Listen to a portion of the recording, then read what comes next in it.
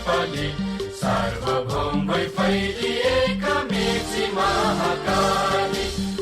अत्यन्त आदरणीय ज्ञानमणि नेपालज्यू र देशमा आसीन सम्पूर्ण अत्यन्त सम्मानित विशिष्ट र अग्रज व्यक्तित्वहरू र महापुरुषहरूलाई पनि व्यक्तिगत रूपमा सम्बोधन गरियो। तर एउटा संस्थाको कार्यकारी प्रमुखको हिसाबले म केही आफू भनाइ राख्न चाहन्छु। मलाई लाग्छ आज जुन खालको अत्यन्त गरिमामय उपस्थिति, अत्यन्त विशिष्ट प्रकारको चाहिँ सहभागिता हामीले पाएका छौँ, यो मलाई लाग्छ यो गोरखपुर संस्थानप्रतिको एउटा भरोसा हो र मधुपर्कप्रतिको एउटा माया हो र मलाई लाग्छ त्यसलाई हामीले उच्च सम्मान गरेका छौँ। र मधुपर्क मलाई लाग्छ नेपाली साहित्यको एउटा पत्रिका मात्र होइन, यो नेपाली साहित्यको एउटा गौरव पनि हो र मलाई लाग्छ अत्युक्ति नहोला नेपाली साहित्यको एउटा पाठशाला पनि हो मधुपर्क। जसरी हामीले गोरखपुरलाई नेपाली पत्रकारिताको एउटा पाठशाला भन्छौँ, त्यसै गरी मधुपर्क पनि नेपाली साहित्यको एउटा पाठशाला हो। नेपाली कला, नेपाली संस्कृति, नेपाली हाम्रो चाहिँ भाषाको संवर्धन, यसको प्रवर्धनमा मधुपर्कको निकै ठुलो भूमिका छ, निकै ठुलो इतिहास छ। ती सबै साहित्यकर्मीहरू, ती सबै रचनाकर्मीहरूको चाहिँ मिहिनेत, परिश्रम र प्रयासको चाहिँ फल नै हो आज हामी मधुपर्क जुन अवस्थामा छौँ। र समयले अथवा प्रविधिले हामीलाई अलिअलि फरक परिवेशमा ल्याएको छ। तर पहिले चाहिँ जति बेला हामीसँग प्रविधि थिएन, इन्टरनेट थिएन, मोबाइलको एक्सेस थिएन, त्यति बेला मधुपर्कमा कथा पढेर पढ्दाको त्यो उत्सुकता, त्यो मजा, निबन्ध अथवा अन्य रचनाहरू पढ्दा र त्यहाँ छापिँदाखेरिको त्यो मजा, त्यो चाहिँ उत्साह अहिले अलिकति ओझेलमा परेको हुनसक्छ। तर त्यसलाई पनि हामीले प्रविधिसँग जोडेर मधुपर्कको अहिले हाम्रो चाहिँ यो भौतिक जुन सर्कुलेसन भनौँ यसको प्रतिहरू अलिक सीमित छ। अलिकति हामी कुन्चिएको अवस्था पनि छ यो कोभिडको कारणले भनौँ र अरू अवस्थाले। तर त्यसलाई मलाई लाग्छ सबै साहित्यकर्मीहरू, साहित्य प्रेमीहरूले सहज रूपमा सजिलोसँग मधुपर्क पाउने अवस्था निर्माण गर्नका लागि यसको चाहिँ वितरण प्रणालीमा हामीले केही नीतिगत सुधारहरू गर्न खोजिरहेका छौँ।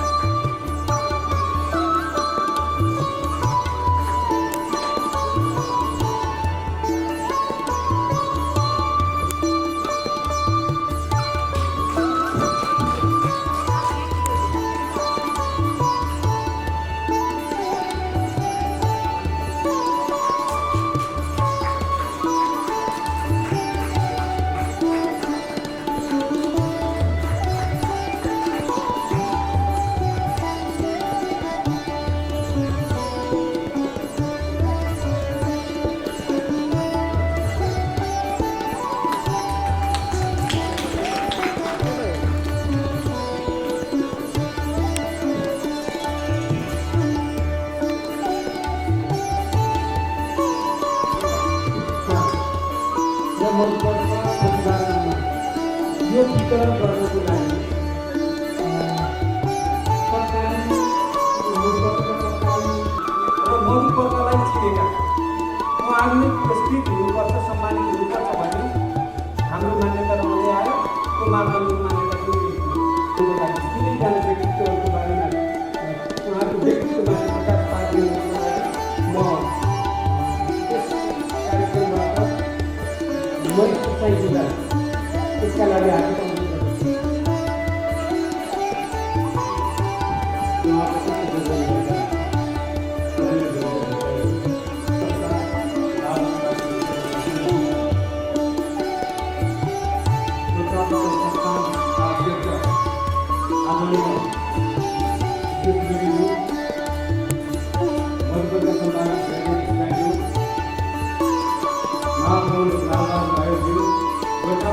हार्दिक अनुरोध आमा रत्नमाया राई र पिता नरोत्तम राईका सुपुत्रका रूपमा जन्मभएका गणेश रसिकले त्रिभुवन विश्वविद्यालयबाट स्नातक गर्नुभएको छ। उहाँले रत्न रेकर्डिङ संस्थानको महाप्रबन्धक भएर पनि सेवा प्रदान गर्नुभएको छ। सांस्कृतिक संस्थानमा पनि उहाँ महाप्रबन्धक भएर सेवा प्रदान गर्नुभएको छ सांस्कृतिक क्षेत्रलाई। त्यसै गरी साझा प्रकाशनको महाप्रबन्धक र अध्यक्ष भएर पनि लेखन र प्रकाशन र साहित्यिक गतिविधिमा उहाँले उल्लेखनीय योगदान गर्नुभएको कुरा हामीबाट लुकेर रहेको छैन। गङ्गाको ओतमुनि उपन्यास 2048-2062, स्वाधीनताको पीडा गीत सङ्ग्रह 2067 मेरो प्रकाशनमा आएका छन्। उहाँले सम्पादन गरेका पत्रिकाहरू चोइटा, छाया, कथामा प्रथम पुरस्कार 2024 सालमा नेपाल प्रज्ञा प्रतिष्ठान र गणेश रसिकजीसँग पनि मेरो राम्रो मिलेको छ। उही अब अहिले उमेरले अनेक कारणले उहाँको पनि मेरो पनि होला, पहिले भेट धेरै हुन्थ्यो, अब अलिक कम हुन्छ। तापनि बडो सौहार्दपूर्ण सम्बन्ध रह्यो पनि छ पनि अहिले पनि भेट्दा त्यस्तै छ। र ममिलाको त मैले कविताहरू पनि पर्याप्त पढेर प्रशंसा गरेको छु। एउटा प्रतिभाशाली व्यक्तित्व हो। र अर्को उहाँले पनि एउटा पुरस्कार स्थापना गर्नुभएको छ। एउटा मेरो घरमा एउटा ठुलो तस्विर छ, मेरो आफ्नै पोर्ट्रेट। उहाँले कसरी बनाउनु मलाई थाहा छैन, म बसेर बनाएको पनि होइन। तर त्यो गजबको अब आफूले के भन्नु, जीवन्त देखिन्छ त्यो मान्छे आफूलाई हेर्छ त्यो कोरिडरमा। यस अवसरमा, आजको यस अवसरमा खास गरेर मधु पर्कको सम्पूर्ण टिमप्रति जसले हामीलाई विश्वास गर्नुभएको छ, उहाँहरूप्रति आभार प्रकट गर्दै आज ती व्यक्तिहरूको याद गरिरहेछु जसले जान अनजान रूपमा मलाई शब्दको दुनियाँसँग परिचित गराए। हेर्दा त बाहिरको संसारबाट अलगिएको एकान्तिक संसार जस्तो आफै भित्रको सृष्टिको जादुगरी दुनियाँ, जहाँ बाहिरको सिंहको संसार आफैले प्रवेश गर्दो रहेछ।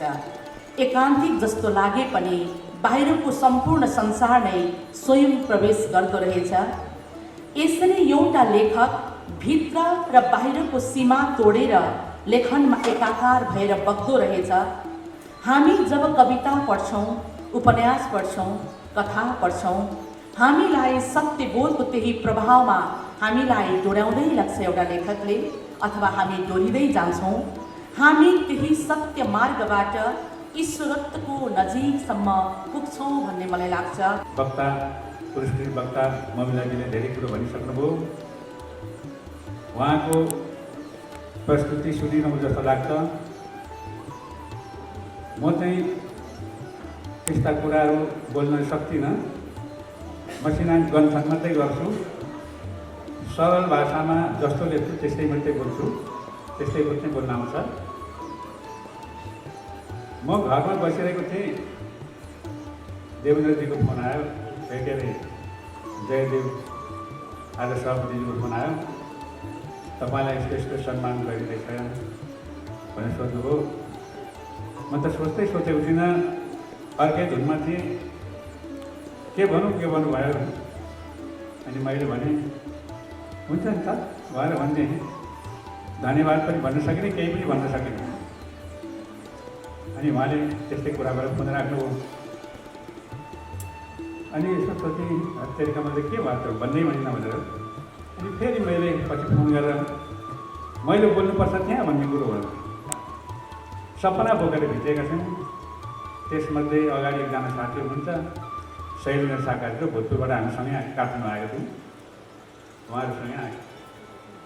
त्यति बेला हामी अलिअलि देख्थ्यौँ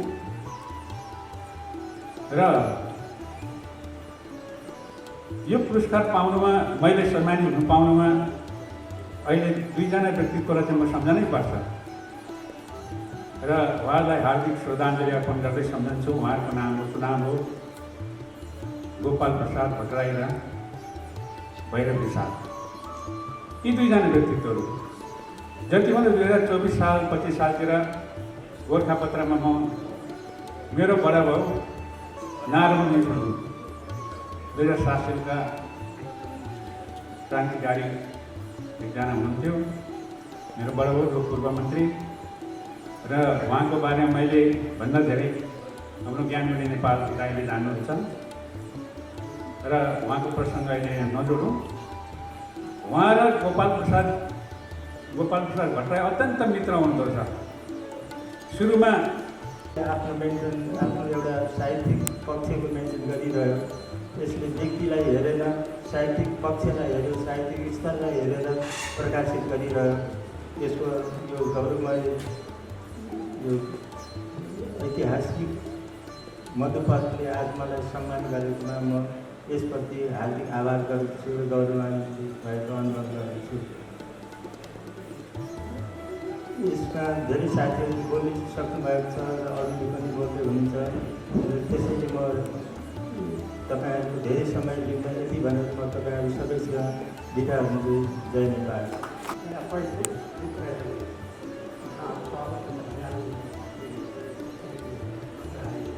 त्यसपछि मेरो एकाडेमीको साथी हाम्रो 5 वर्षसम्म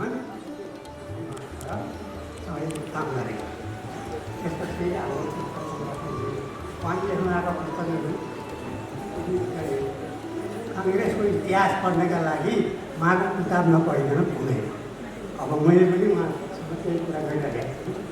अनि त्यसपछि हाम्रो गणेश जस्तो अहिले खर्च जिल्लामा त सर्नुहुन्छ र उहाँको पिताजी नै मेरो मित्रता हो। तर त छिनाउनुहुन्छ मेरो।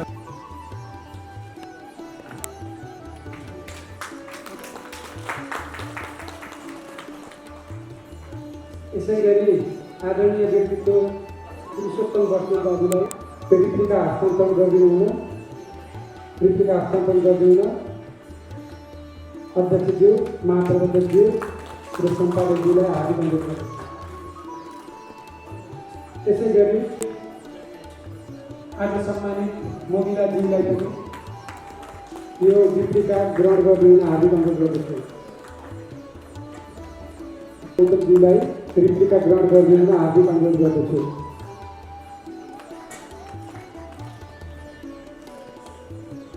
यसै गरी कवि महेश प्रसाईजीलाई रिप्लिका ग्रहण गरिदिन हार्दिक अनुरोध गर्दछु।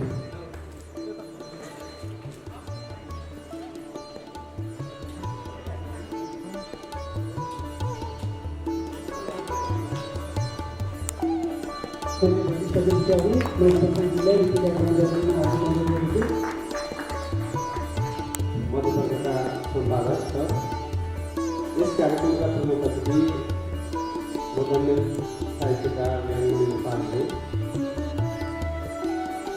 आज सम्मानित हुने 3 जना स्रष्टाहरू जुन उहाँहरूले साहित्यलाई आजको उचाइसम्म पुर्याउनका लागि आफ्नो तर्फबाट आफ्नो कृतिहरूका माध्यमबाट योगदान पुर्याउनु भएको छ, त्यसका लागि म फेरि एकपटक उच्च सम्मान र श्रद्धा व्यक्त गर्न चाहन्छु। मधुपर्क एउटा विशिष्ट सामाजिक परिवेश, राजनीतिक परिवेश जुन अगाडि हाम्रो प्रमुख अतिथिज्यूले भन्दै हुनुहुन्थ्यो, पुस 1 गतेको कालरात्रि भनेर एउटा शब्द लेखेका कारणले कति समस्या भयो भन्ने कुरा भन्दै हुनुहुन्थ्यो। त्यही परिवेशमा सुरु भएको मधुपर नेपाली साहित्यिक क्षेत्रमा एउटा विशिष्ट पहिचान बनाएर आजको 55 वर्षमा प्रवेश गरेको छ। यसको यो जीवनमा यहाँहरू जस्ता स्रष्टाले माया गरेर आफ्नो कृतिहरू दिएर यसलाई पढिदिएर यसलाई चाहिँ स्वीकार गरिदिएर जुन सहयोग गर्नुभएको छ, त्यसका लागि म संस्थानका तर्फबाट, यो प्रकाशनका तर्फबाट तपाईँहरूको आभार व्यक्त गर्न चाहन्छु। यो बौद्धिक यो प्रिन्ट भर्सन